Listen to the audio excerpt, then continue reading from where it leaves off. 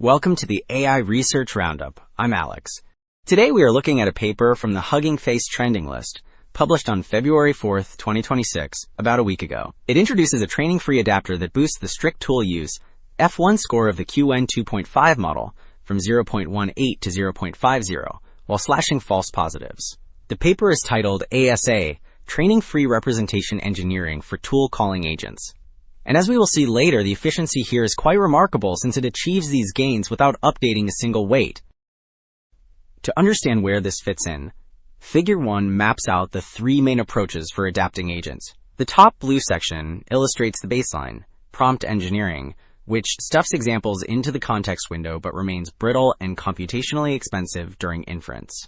In the middle green panel, we see parameter-efficient fine-tuning, like low-rank adaptation, which updates weights and adds storage overhead for every new tool domain. Finally, the orange section at the bottom presents the proposed method, ASA. Instead of retraining, it uses a probe and a router to steer activations at inference time, offering a robust solution without the heavy maintenance costs of the other methods. Well, Figure 1 laid out the method, and now Table 1 justifies why it works. The researchers tested whether the model actually knows when to use a tool, even if it fails to execute the command. Looking at layer 18, the AUC scores for distinguishing tool use situations are nearly 1.0 across all model sizes. This proves the internal signal is almost perfectly clear. The breakdown confirms the lazy agent theory. The model isn't confused. It is just too conservative to act, which validates using a lightweight adapter to nudge it over the edge. So having confirmed the signal exists, Figure 2 details the full ASA pipeline, splitting it into offline preparation on the left and online inference on the right. In the offline phase, the researchers use a frozen model to collect hidden states from various domains, which then train a router and probe to build a vector bank. Moving to the right, during inference, the system intercepts the process at layer 18. If the probe detects a need for a tool, the active steering module, shown in the green box, calculates and injects a specific vector.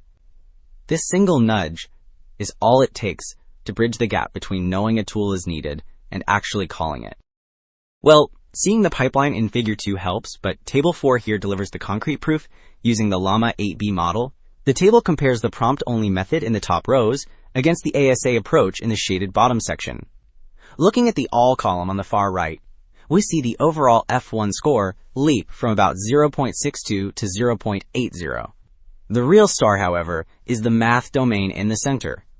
There, recall surges from roughly 35% to nearly 96%, meaning the model finally acts when it should. Importantly, this aggressiveness is safe. The false positive rate in math drops from 14% to practically zero. Alright, we have seen the performance jump. But Table 6 now dissects exactly which parts of the system drive those gains, using an ablation study on QN 2.5. First, notice that the full ASA method in the second row achieves a strong balance, tripling recall compared to the baseline while keeping false positives low. The most critical finding, however, appears in the no-gate row further down. Here, removing the probe-guided gate causes the false positive rate to explode to 50%. This proves the gate acts as a necessary safety valve that prevents the model from hallucinating tools when none are needed. Finally, the random row near the bottom confirms that simply injecting noise does not help, validating that the steering vectors must be precise.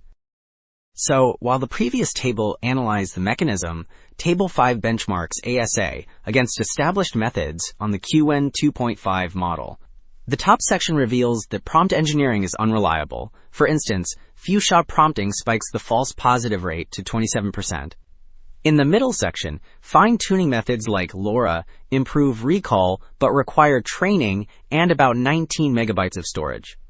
They also suffer from severe hallucinations, with false positive rates reaching nearly 46%. In contrast, the bottom section shows that ASA at strength 4.0 achieves a solid F1 score of 0.50. It does this while slashing false positives to just 5% and using only 20 kilobytes of storage. Wrapping up, the big lesson here is that we do not always need to retrain models to fix their behavior. ASA demonstrates that a precise, training-free nudge to internal activations can cure the lazy agent syndrome much more safely than massive fine-tuning. This turns representation engineering from a research concept into a practical tool for production. That's it for this episode of the AI Research Roundup. I'm Alex. Thanks for listening.